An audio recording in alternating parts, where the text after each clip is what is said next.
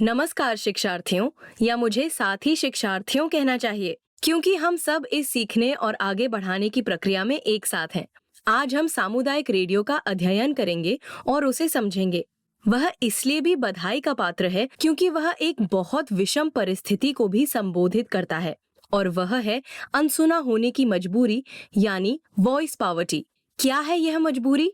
हम जल्दी ही इसके बारे में जानेंगे। आज के सत्र में हम समुदाय की उत्पत्ति, जो बहुत रोमांचक है, के बारे में जानेंगे। हम सामुदायिक रेडियो को परिभाषित करने का प्रयास करेंगे, लेकिन इसकी कई अलग अलग परिभाषाएं हैं। हम भारत जैसे देश में सामुदायिक रेडियो के महत्व पर चर्चा करेंगे और फिर इस क्षेत्र में कुछ अग्रणी व्यक्तियों पर गौर करेंगे। हम सुश्री रितु सोगानी का साक्षात्कार करेंगे और उसके माध्यम से एक केस स्टडी को समझेंगे। फिर हम देश भर में सामुदायिक रेडियो स्टेशनों के योगदान और उनके सामने आने वाली चुनौतियों को समझेंगे। निश्चित रूप से आपके उपयोग के लिए कुछ चुनिंदा संदर्भ भी दिए जाएंगे। तो शुरू करें। सामुदायिक रेडियो को दोनों विश्व युद्धों, पहले और दूसरे के दौरान रेडियो प्रौद्योगिकी में उछाल का उपअपवाद माना जाता है, क्योंकि यह वह समय था जब बहुत अधिक नवाचार हुआ था। और फिर 1940 के दशक के अंत में यह माना जाता है कि इसका उपयोग पहली बार एक ट्रेड यूनियन के भूमिगत नेताओं द्वारा बोलिविया में एक हड़ताल में किया गया था। बोलिविया लैटिन अमेरिका का एक देश है। उसके बाद कई गैर मान्यता प्राप्त स्टेशनों का प्रसार हुआ और उन्हें डाकू रेडियो स्टेशन कहा गया, क्योंकि उन्हें कानून द्वारा अनुमति नहीं थी और पूरे यूरोप और संयुक्त राज्य अमेरिका में लुक्का छुपी सा खेल खेलते रहे, और अंत में सरकार को उन्हें पहचानना और नियमित करना पड़ा। संयुक्त राज्य अमेरिका में 1949 में पैसिफिका फाउंडेशन द्वारा फर्स्ट कम्युनिटी रेडियो स्टेशन नामक पहला रेडियो स्टेशन स्थापित किया गया था। अब सामुदायिक रेडियो को अंतर्राष्ट्रीय स्तर पर मान्यता प्राप्त है और एक समुदाय की आत्म अभिव्यक्ति के लिए बुनियादी इच्छाओं को पूरा करने के साधन के रूप में सम्मानित किया जाता है। लेकिन हमारे लिए यह विकास संचार में भी महत्वपूर्ण है, खासकर हाशिए के समुदायों के लिए, और हम इस पर आगे चर्चा करेंगे। World association of community radio broadcasters के अनुसार सामुदायिक प्रसारण की परिभाषा यह है कि इतने सारे मॉडल हैं कि एक ही परिभाषा पर्याप्त नहीं हो सकती है। प्रत्येक सामुदायिक रेडियो अपने समुदाय, अपने वातावरण, अपनी विशिष्ट संस्कृति, इतिहास और उस समुदाय जिसकी वह सेवा करता है के लिए वास्तविकता से आकार लेता है। हालांकि हमारे व्यवहारिक उद्देश्यों के लिए एक तकनीकी परिभाषा है, क्योंकि सामुदायिक रेडियो को इसकी सीमित सीमा से परिभाषित किया गया है और यह कानून द्वारा 100 वॉट तक संचालित करने का हकदार है, जिसे प्रभावी विकिरण शक्ति कहा जाता है, जिसका अर्थ है रेडियो स्टेशन की छवि। यह लगभग 12 किलोमीटर त्रिज्या। आप जानते हैं, स्थलाकृति के आधार पर अगर यह एक पहाड़ी क्षेत्र है तो यह मुश्किल होगा, अगर यह मैदानी क्षेत्र है तो यह बहुत अधिक होगा, और अधिकतम अनुमानतः ऊंचाई 30 मीटर है। यह जानकारी विकिपीडिया से ली गई है। तो क्या अब हम भारत में सामुदायिक रेडियो के महत्व को समझने का प्रयास करें? इसमें कोई संदेह नहीं कि भारत विश्व के सबसे विविध देशों में से एक है, और 2011 की जनगणना के अनुसार हमारे पास 121 भाषाएं और 270 मातृभाषाएं हैं, जो कम से कम 10,000 लोगों द्वारा बोली जाती हैं। इसका मतलब है कि कोई भी भाषा जो बोली जाती है या मातृभाषा जो कम से कम 10,000 लोगों द्वारा बोली जाती है, अखिल भारतीय स्तर पर लगभग 270 या उससे अधिक है। क्या आप इसकी विविधता की कल्पना कर सकते हैं? और निश्चित रूप से, जैसा कि हम सभी जानते हैं, हमारे पास 22 आधिकारिक भाषाएं हैं जो अनुसूची में निर्दिष्ट हैं। अब जिस तरह की विविधता, विस्तार और उसके साथ बहुत कम साक्षरता की स्थिति में, क्या आपको लगता है कि सामुदायिक रेडियो के अलावा दूर दराज के हाशिए के विविध समुदायों तक पहुंचने की जरूरतों का कोई बेहतर उपाय है? अब हम अनसुना रह जाना की मजबूरी पर लौटते हैं, जहां से हमने बात शुरू की थी। यह मुहावरा वॉइस पॉवर्टी, जिसे ताची ने पहली बार प्रयोग किया था, अनसुना रह जाने की मजबूरी को बहुत सही तरीके से व्यक्त करता है। यानी किसी समुदाय का अपनी जिंदगी को प्रभावित करने वाले निर्णयों में कोई आवाज न होना। अब पंचायती संस्थानों में लोगों की समुदाय की भागीदारी बढ़ रही है, लेकिन फिर भी अपनी खुद की आवाज जो रेडियो से वापस गूंजे, उसकी बात ही कुछ और है। और दूसरी ओर थोपी हुई एकरूपता का विरोध करने की भी बहुत बड़ी आवश्यकता है। अब थोपी हुई एकरूपता क्या है? इसका अर्थ है कि विशिष्ट और स्थानीय संस्कृतियों के बीच इतनी सुंदर विशेषताएं हैं जो भारत में उनको मिटाने की कोशिश है। मुझे यकीन है कि आपकी अपनी संस्कृति की भी काफी विशेषताएं हैं। आपकी अपनी पाक विधि है, आपके अपने गाने हैं, पहनावे की अपनी शैलियां हैं, आपकी अपनी भाषा में आपके अपने शब्द या वाक्यांश हैं। अब यह सब संचार के किसी भी जन आधारित माध्यम से समायोजित नहीं किया जा सकता है और इसलिए यह कोई आश्चर्य की बात नहीं है कि थोपी हुई एकरूपता किस स्तर पर है। उदाहरण के लिए यह बॉलीवुड मीडिया में, यह हॉलीवुड और संचार के किसी अन्य बड़े स्रोत में साफ दिखाई देता है और इसलिए उनका उपयोग वैश्विक पूंजी द्वारा हमारी जरूरतों और आकांक्षाओं को एक समान मांग बनाने के लिए किया गया है ताकि हम वैश्विक बाजार के ग्राहक बन सकें। मुझे आशा है कि आप समझ गए होंगे कि उन संचार के साधनों का होना भी महत्वपूर्ण है जो स्थानीय और विशिष्ट हो सकते हैं और हमारे पास मौजूद संस्कृतियों की विविधता को सुरक्षित कर सकते हैं। भारत में सामुदायिक रेडियो का कानून 2002 में पारित किया गया था, लेकिन इसका मतलब यह नहीं है कि भारतीयों और समुदाय के सदस्यों और गैर सरकारी संगठनों को इसकी जानकारी नहीं थी। देश भर में फ्री स्पीच एकेडमिक्स और सामुदायिक लीडर्स के पैरोकारों के नेतृत्व में एक अभियान चलाया गया। लेकिन यह सब होने से पहले अभी भी ऐसे प्रयोग थे जो संचार के ऐसे साधनों की आवश्यकता को मान्य करते थे और ये प्रयोग अग्रणी प्रयास बन गए। पहला बेंगलोर में था। यह वॉइसेस द्वारा किया गया था और यह एनजीओ मायराडा के साथ काम करता था। दूसरा कच्छ महिला विकास संगठन गुजरात के साथ काम करने वाली दृष्टि मीडिया कलेक्टिव द्वारा किया गया। इसके लिए उन्होंने संकीर्ण कास्टिंग नामक रणनीति का इस्तेमाल किया। संकीर्ण कास्टिंग ब्रॉडकास्टिंग की विपरीत स्थिति है। संकीर्ण कास्टिंग का अर्थ है अपने विशिष्ट समुदाय को लक्षित करना और उन्होंने कानूनों की सीमाओं की वजह से ऐसा किया। उन्होंने ग्रामीण पत्रकारों को प्रशिक्षित किया, जो सबसे महत्वपूर्ण बात थी, और फिर उन्होंने ऑडियो कार्यक्रम तैयार किए। इसलिए उन्हें प्रसारित करने या उन्हें रेडियो तरंगों पर डालने के बजाय, जिसकी अनुमति नहीं है, उन्होंने उन्हें लाउडस्पीकर पर बजाया। लेकिन उनका प्रभाव यह प्रदर्शित करने के लिए पर्याप्त था कि ऐसी आवश्यकता मौजूद थी और उसको पूरा करने का सर्वोत्तम संभव तरीका सामुदायिक रेडियो था। 1990 के दशक में इस अभियान ने और गति पकड़ी और 1995 में इसमें एक महत्वपूर्ण मोड़ आया जब उच्चतम न्यायालय ने घोषणा की कि वायु तरंगे सार्वजनिक संपत्ति हैं और इसलिए इसका उपयोग जनता की भलाई के लिए किया जाना चाहिए।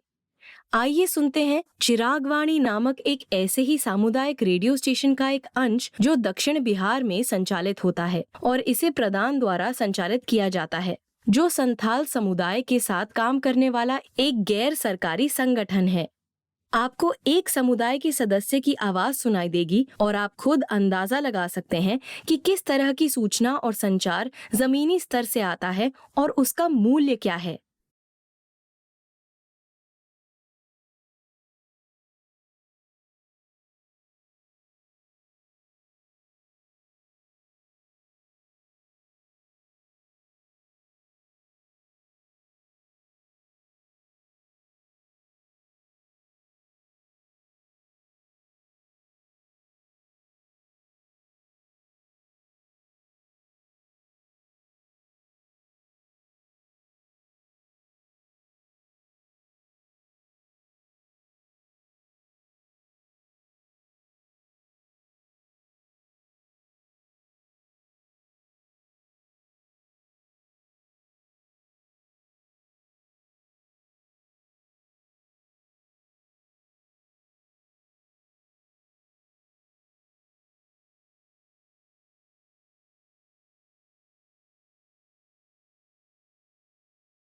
इस मूल्य को समझते हुए भारत में बहुत जल्दी सामुदायिक रेडियो स्टेशन स्थापित किए गए। पहला स्टेशन अन्ना एफएम 2004 में अन्ना विश्वविद्यालय के परिसर में स्थापित किया गया था, लेकिन पहला समुदाय आधारित रेडियो स्टेशन संगम रेडियो था और इसका लाइसेंस 2008 में आंध्र प्रदेश में डेक्कन डेवलपमेंट सोसाइटी को दिया गया था।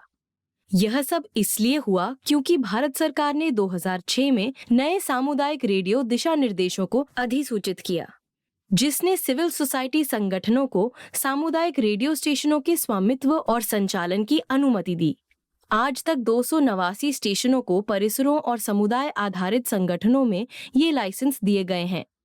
लेकिन भारत में सामुदायिक रेडियो की संभावित पहुंच 98.5% आबादी तक हो सकती है और यह एक सरकारी सर्वेक्षण के अनुसार है। आप स्वयं देख सकते हैं कि जिन घरों में रेडियो है वे टेलीविजन या कंप्यूटर जैसे अन्य गैजेट वाले घरों की तुलना में कहीं अधिक हैं।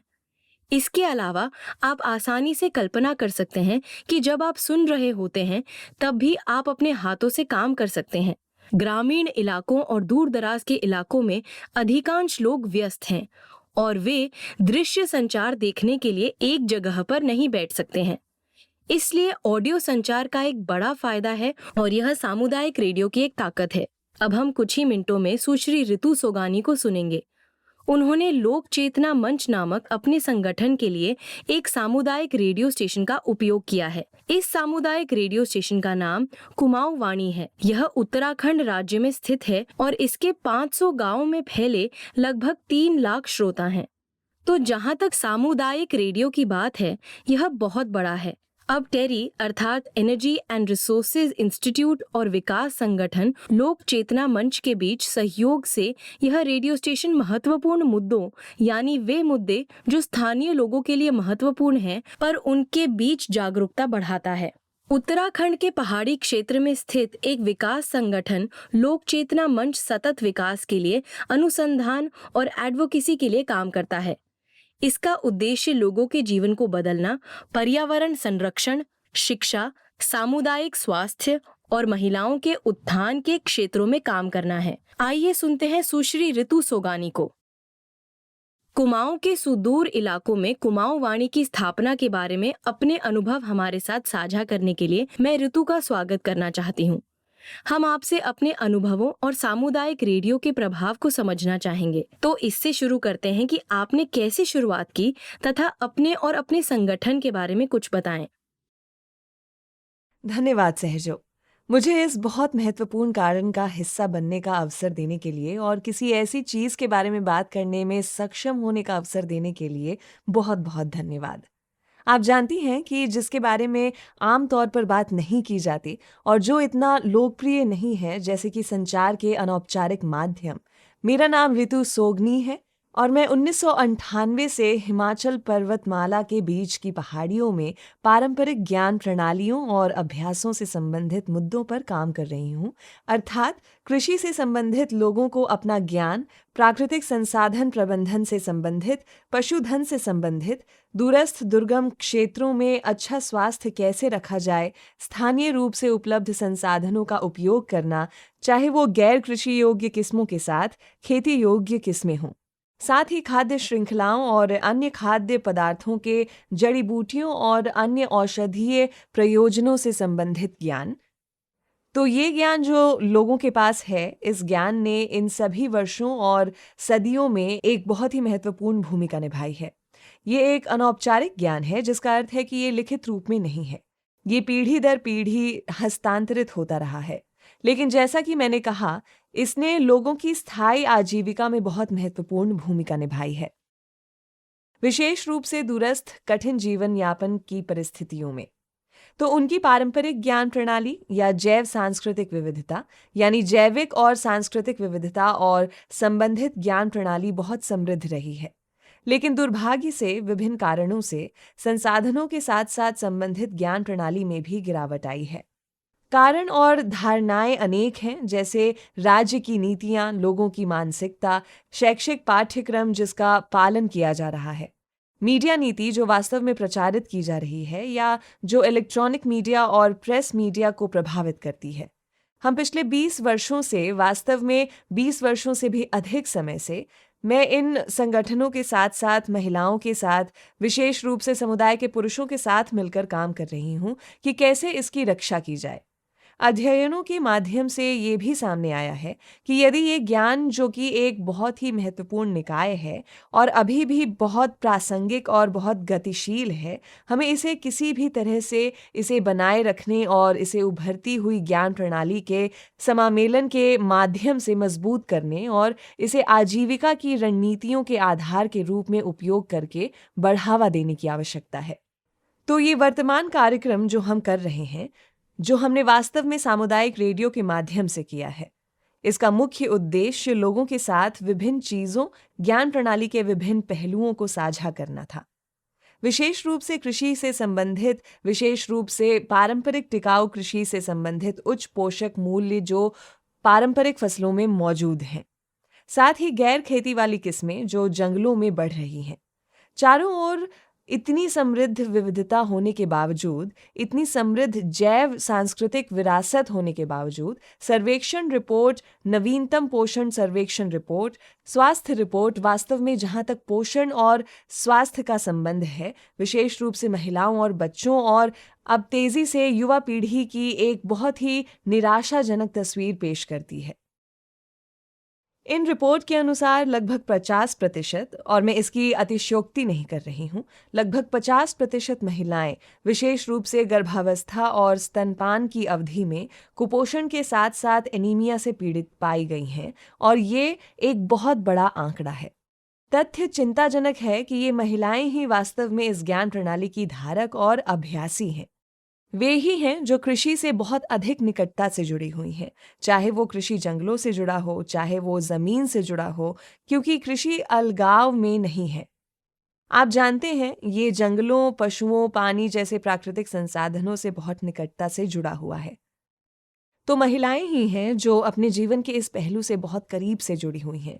परिणाम स्वरूप उनकी ज्ञान प्रणाली और अनुभव भी बहुत समृद्ध है। लेकिन ये कैसे एक बड़ा द्वंद्व है, ये वास्तव में एक विरोधाभास है कि एक तरफ हमारे पास इतनी समृद्ध ज्ञान प्रणाली है, इतनी समृद्ध जैव सांस्कृतिक विरासत है, जैसा कि मैंने इस पर अभी बात की थी, लेकिन दूसरी ओर हमारे पास भोजन और पोषण के रूप में, जहाँ तक स्वास्थ्य और पोषण विशेष रूप से महिलाओं का संबंध है, हमारे पास ऐसा अलग परिदृश्य है। इसलिए हमने एक छोटा सा अध्ययन किया जो कुछ सरकारी विभागों के बीच संस्थागत अभिसरण के बारे में था। पहला एक आईसीटी कार्यक्रम था जो महिला और बाल मंत्रालय द्वारा चलाया जा रहा था, और दूसरा आजीविका कार्यक्रम है जिसे उत्तराखंड सरकार और साथ ही आईएफए, जो एक अंतर्राष्ट्रीय संगठन है, द्वारा समर्थित किया गया था। जी ऋतु, आप हमें आपके द्वारा उपयोग की गई कार्य प्रणाली के ओवरलैप के बारे में बता रही थीं। हमने सोचा कि वास्तव में संचार के दो अलग अलग और बहुत शक्तिशाली अनौपचारिक तरीकों का प्रयोग बहुत दिलचस्प होगा। पहला था कमाऊ वाणी के माध्यम से सामुदायिक रेडियो का प्रयोग, जिसका निश्चित रूप से हम पहले ही उपयोग कर चुके हैं। दूसरा, हमने सोचा कि स्थानीय लोगों द्वारा तैयार किए गए लोक नाटकों का उपयोग करते हुए और स्थानीय भाषा में लोगों के साथ साझा किए जाने वाले समान विषयों के इर्द गिर्द एक ही संदेश देने के लिए लोक रंगमंच का होना वास्तव में दिलचस्प होगा। इसमें महत्वपूर्ण बात जो हमने ध्यान में रखी वो ये थी कि विषय लगभग एक से या समान होने चाहिए, क्योंकि हम सामुदायिक रेडियो के साथ साथ लोक रंगमंच नाटकों का मिश्रण करना चाहते थे। तो हमने किया ये कि हमारे पास दो महत्वपूर्ण नाटक थे जो समान विषयों, यानी किसान के रूप में महिलाएं, स्थानीय फसलों के उच्च पोषक मूल्यों का महत्व, टिकाऊ कृषि जैसे नकदी फसलों या रासायनिक गहन खेती, और पुरुषों की सहभागिता और किसानों के रूप में महिलाओं और भूमि धारक के रूप में महिलाओं के अधिकार से संबंधित थे। इसलिए हमने उन्हीं विषयों के इर्द गिर्द नाटक तैयार किए, और 25 से 28 सितंबर तक हमारा ये 4 दिवसीय कार्यक्रम था। लगभग उसी समय हमने फरवरी और मार्च में किए गए सामुदायिक रेडियो एपिसोड का पुनः प्रसारण किया, और आखिरी दिन कमाऊ वाणी और सामुदायिक रेडियो के लोगों ने भी रंगमंच नाटकों में भाग लिया, जिसका मंचन हमने उनके स्टेशन के करीब किया था। उन्होंने वास्तव में पूरे नाटक को रिकॉर्ड किया और कुछ प्रतिभागियों और नाटक में भाग लेने वाले लोगों की राय भी दर्ज की, जो पिछले 4 दिनों से ऐसा कर रहे थे, और कुछ श्रोता और दर्शकों की भी राय दर्ज की। उनमें से कुछ ने सामुदायिक रेडियो कार्यक्रम भी सुना होगा, जिसका प्रसारण जैसा कि मैंने कहा 25 से 28 सितंबर तक किया गया था। तो वास्तव में संचार के इन दोनों अनौपचारिक माध्यमों का समग्र प्रभाव बहुत ही अच्छा था। और अब वास्तव में आने वाले दिनों में ही इसका समापन होने वाला है। इन्होंने अब तक जो भी रिकॉर्ड किया है, मेरा मतलब है श्रोताओं की महत्वपूर्ण राय और प्रतिक्रिया, वास्तव में श्रोताओं के साथ-साथ उनके दर्शकों की भी, ये पूरी बात आने वाले दिनों में प्रसारित होने वाली है, जिसमें लोगों पर, उनकी राय पर, प्रतिक्रिया पर, संवेदनशीलता पर, जागरूकता पर और समान विषयों, समान क्षेत्रों से संबंध सामुदायिक रेडियो पर लोक रंगमंच के प्रभाव को एक साथ लाया जाएगा। तो ये बहुत महत्वपूर्ण होने जा रहा है। जब ये दोनों तरीके एक साथ लाए गए, उस कार्यक्रम के आखिरी दिन हमारे पास बहुत अच्छा अनुभव था। आप लोगों को केंद्रित करने वाली सभी इन सहभागी प्रौद्योगिकियों को आपस में मिलते हुए देखना अद्भुत है। फिर चाहे वह सामुदायिक रेडियो हो या यूट्यूब जैसा सोशल मीडिया हो या नुक्कड़ नाटक और लोक माध्यम हो, और फिर ये सभी एक दूसरे को प्रभावित भी कर रहे हैं और एक प्रकार से सुखद चक्र का निर्माण कर रहे हैं। आपके अनुभव सुनकर बहुत अच्छा लगा। आपको भविष्य के लिए शुभकामनाएं। आपके काम से अच्छा प्रभाव पड़ने की उम्मीद करती हूँ। धन्यवाद। धन्यवाद। जी, कृपया आगे की चर्चा जारी रखें। अन्य बहुत महत्वपूर्ण प्रभाव वास्तव में हमारे पहले परस्पर संवादात्मक सत्र का बहुत ही कायाकल्प प्रभाव था, जिसमें चर्चा महिलाओं के बारे में थी। महिलाओं ने खुद से महसूस किया और निश्चित रूप से वे जानती थीं, जैसा कि मैंने पहले कहा था, वे बहुत काम कर रही हैं, लेकिन उन्होंने इसे कभी मान्यता नहीं दी है। उन्हें कोई भी किसान के रूप में स्वीकार नहीं कर रहा है और ना ही भूमि पर उनके अधिकार को स्वीकृत किया जाता है।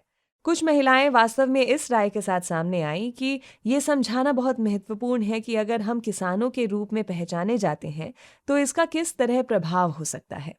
कई महिलाओं की इस तरह की राय रही और उन्होंने कहा कि जमीन का होना भी बहुत जरूरी है, जिस पर वे अपना सारा जीवन बिताती रही हैं, बचपन से लेकर शादी तक, और फिर शादी के बाद उन्होंने भूमि पर अपना काम जारी रखा, लेकिन ये सहचर्य, ये कानूनी अधिकार जो उस भूमि पर उनका होना चाहिए, उन्हें नहीं मिला है। उनमें से एक महिला ने तो यहाँ तक कह दिया कि ये वास्तव में बहुत दुख की बात है कि पति की मृत्यु के बाद ही जमीन मेरे नाम पर मिलेगी। उसने एक व्यंग्यात्मक तरीके से कहा, लेकिन वास्तव में बहुत दुख की बात है कि जिस जमीन पर हम अपना इतना समय हर दिन खर्च करते रहे हैं, अपने नाम पर जमीन प्राप्त करने के लिए अपने पति के निधन का इंतजार करना होगा, और फिर उन सभी ने यह भी फैसला किया कि वे इस मुद्दे को उठाएंगी। कम से कम जागरूकता के स्तर को और ऊपर ले जाने की जरूरत है। कम से कम पारिवारिक स्तर पर, घरेलू स्तर पर चर्चा के माध्यम से जागरूकता के स्तर को बढ़ाने की जरूरत है, ताकि जब तक नीति स्तर में बदलाव हो, कम से कम उनकी बेटियों को भी कुछ हक मिले। कम से कम वे घरेलू स्तर पर कुछ बदलाव कर सकें। और उन्होंने ये भी कहा कि सामुदायिक स्तर पर इस मुद्दे को ग्राम सभा की बैठक में, ग्राम पंचायत स्तर पर उठाने की जरूरत है, ताकि किसी प्रकार की सकारात्मक कार्रवाई की जा सके। तो ये सब देखना और सुनना वास्तव में खुशी की बात है। धन्यवाद। धन्यवाद। तो यह अद्भुत था। तो दोस्तों, हमने सुश्री सोगानी से क्या सीखा? वह स्तनपान कराने वाली और गर्भवती माताओं के स्वास्थ्य की गंभीर स्थिति के बारे में बहुत चिंतित थीं। उन लोगों को यह समझने की तत्काल आवश्यकता है कि पोषण स्रोत उनके आसपास थे, लेकिन वे इसका उपयोग नहीं कर रहे थे, और इसलिए यह एक सूचना की कमी थी जिससे आपको संबोधित करने की जरूरत है। दूसरा प्रभाव जो वे देखना चाहती थीं, वह था महिलाओं की स्थिति को समझना तथा महिलाओं और पुरुषों द्वारा इस संदर्भ में कुछ करना। जब उन्होंने इस वीडियो के साथ रंगमंच के उपयोग के प्रभाव को समझा, तो वह खुद यह देखकर चकित रह गईं कि कैसे पुरुषों और महिलाओं दोनों ने महसूस किया कि समाज में महिलाओं के स्थान को बदलना होगा। महिलाओं को यह समझना होगा कि उन्हें भी पुरुषों के समान ही भूमि का अधिकार है, क्योंकि वे अपना अधिकांश जीवन खेतों में काम करने में बिताती हैं। पुरुषों ने महिलाओं पर जिम्मेदारी और काम के बोझ की मात्रा को समझा, जबकि पहले वे कहते थे, ओह, महिलाएं, वे घर पर हैं, गृहिणियां हैं, और फिर वे समझ गए कि उनका काम कहीं बड़ा है। यह सामुदायिक रेडियो के साथ लोक रंगमंच के बहुत अच्छे उपयोग द्वारा संभव हुआ।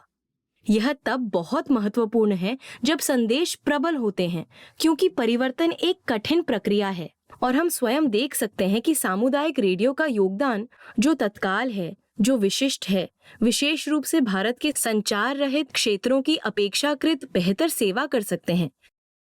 संचार रहित क्षेत्र जिसका अर्थ है कि जहां आपके पास रेडियो, टीवी, इंटरनेट की पहुंच नहीं है, लेकिन ऐसे क्षेत्रों में भी जहां जनसंचार माध्यमों की पहुंच है, वहां गरीबों की विशिष्ट संचार आवश्यकताओं को और उसी तरह शहरी हाशिए के समुदायों की जरूरतों का बेहतर मिलन किया जा सकता है, जो उन्हीं के द्वारा निर्देशित किया जाता हो, जो उनके स्वामित्व में हो और जो उन्हें उपलब्ध हो। उपयुक्त है यह देखना कोई आश्चर्यजनक नहीं है कि देश भर में सामुदायिक रेडियो में महिलाओं और अन्य हाशिए के समूहों की बहुत अधिक भागीदारी है। यह आश्चर्य की बात नहीं है, क्योंकि ये समूह आत्म अभिव्यक्ति की प्रतीक्षा कर रहे हैं जो सामुदायिक रेडियो ने उन्हें दी है, जिसका अर्थ है कि सामुदायिक रेडियो ने खुद को एक काफी लोकतांत्रिक और सहभागीदारी प्रक्रिया के रूप में स्थापित किया है और यह कलात्मक व सांस्कृतिक अभिव्यक्ति के लिए सुलभ है, जिसका अर्थ है कि यह स्थानीय लोक कलाकारों के लिए, उन बच्चों के लिए उपलब्ध है जो स्वयं को अभिव्यक्त करना चाहते हैं। यह पुराने कहानीकारों के ज्ञान के लिए उपलब्ध है। आपकी अपनी स्थानीय भाषा कितनी महत्वपूर्ण है। मुझे यकीन है कि आप सभी को अपनी मातृभाषा से प्यार है, इसलिए यदि आप अपनी स्थानीय भाषा में स्थानीय रूप से प्रासंगिक सामग्री प्राप्त करने में सक्षम हैं, तो यह न केवल आपके लिए उपयोगी है बल्कि अद्भुत भी है। यह आपकी स्थानीय भाषा के संरक्षण के लिए भी महत्वपूर्ण है। ये हाइपर लोकल मीडिया का अर्थ है जो बहुत ही स्थानीय है, जैसे कि सामुदायिक रेडियो कुछ गांवों या कुछ बस्तियों की सेवा कर रहा हो। ये मीडिया गंभीर स्थिति में है, आपदाओं में, जैसे कि अब कोविड महामारी में महत्वपूर्ण भूमिका निभाता है। सुरक्षा, प्रोटोकॉल, दवाओं के बारे में भ्रमित करने वाली जानकारी को किसी ऐसी भाषा में अनुवादित करना बहुत महत्वपूर्ण था जो आसानी से समझ में आ सके, और यह एक भरोसेमंद स्रोत से आता है ताकि इस तरह के कष्ट की अफवाहों को खारिज किया जा सके, और ऐसे में कई सामुदायिक रेडियो ने बेहतरीन भूमिका निभाई है। तो क्या आप खुद का सामुदायिक रेडियो स्टेशन खोलना चाहेंगे? मुझे आशा है कि आप काफी उत्साहित हैं। खैर, यह थोड़ा मुश्किल है, इसकी प्रक्रिया थोड़ी लंबी है। तो आइए जानते हैं कि सूचना मंत्रालय द्वारा दी गई प्रक्रिया क्या है। आवेदन प्रक्रिया लगभग 10 चरणों की है और इसमें 1 वर्ष से अधिक समय लग सकता है। यह लगभग 5 अलग अलग मंत्रालयों का अनुमोदन प्राप्त करता है। अगर आवेदन कहीं अटक जाता है तो यह पता लगाने का कोई आसान तरीका नहीं है। यह अनुभव IIT दिल्ली स्थित सामुदायिक मीडिया ग्रामवाणी, जिसने 30 रेडियो स्टेशनों की मदद की है, कि श्री आदितेश्वर सेठ का रहा है। मुद्दा यह है कि यह केवल उन गैर सरकारी संगठनों को दिया जाता है जो 3 साल से काम कर रहे हैं, लेकिन सामुदायिक रेडियो का विजन और मिशन काफी व्यापक है और अपने आप में एक विशिष्ट क्षेत्र है। तो चुनौतियां कहाँ हैं? एक चुनौती आप पहले ही देख चुके हैं। लाइसेंस प्राप्त करने में देरी और जटिल प्रक्रिया एक बड़ी चुनौती है। मुझे विश्वास है कि आप लोगों की इसमें रुचि से अधिक गैर सरकारी संगठन और सिविल सोसाइटी के सामुदायिक रेडियो के महत्व को समझने और महसूस करने से ये चुनौती सुगम बन जाएगी। दूसरा स्थापना लागत है। यह फिर से प्रक्रियाओं से संबंधित है, क्योंकि आपूर्तिकर्ताओं पर प्रतिबंध है जो इस क्षेत्र में हो सकने वाले नवाचारों, जो लागत को काफी कम कर सकते हैं, को बाधित कर रहा है। प्रशिक्षित कर्मियों का अभाव, यह महत्वपूर्ण है, लेकिन फिर से इसे नवाचार द्वारा संबोधित किया जा सकता है, जिससे उपकरण और इसे चलाना अधिक सहज हो जाता है। तब सामुदायिक रेडियो चला सकने वाले अधिक से अधिक लोगों को प्रशिक्षित करना संभव है। अगली चुनौती रखरखाव है, जिससे आप परिचित हैं। उपकरण में होने वाली खराबी, उपकरण को जिस तरह की मरम्मत की आवश्यकता है, और निश्चित रूप से बिजली कटौती को ध्यान रखते हुए दूर दराज के स्थानों में रखरखाव बनाए रखना बहुत मुश्किल है। सामुदायिक रेडियो जिन कठिन मुद्दों का सामना कर रहा है, वह है दिन प्रतिदिन की लागत को पूरा करने का पक्ष। नियम प्रसारण के हर घंटे के लिए 5 मिनट के विज्ञापन की अनुमति देते हैं। अगर सावधानी से इसका इस्तेमाल किया जाए तो स्थानीय व्यवसाय शायद स्थानीय रेडियो स्टेशन को चलाने में मदद कर सकते हैं। इसलिए यह बहुत जरूरी है कि स्थानीय, राज्य और केंद्रीय स्तर पर सरकारों से बहुत अधिक समर्थन की आवश्यकता है। लेकिन साथ ही सामुदायिक रेडियो के रूप में सिविल सोसाइटी भी कई सतत विकास लक्ष्यों को पूरा करने में मदद कर सकती है।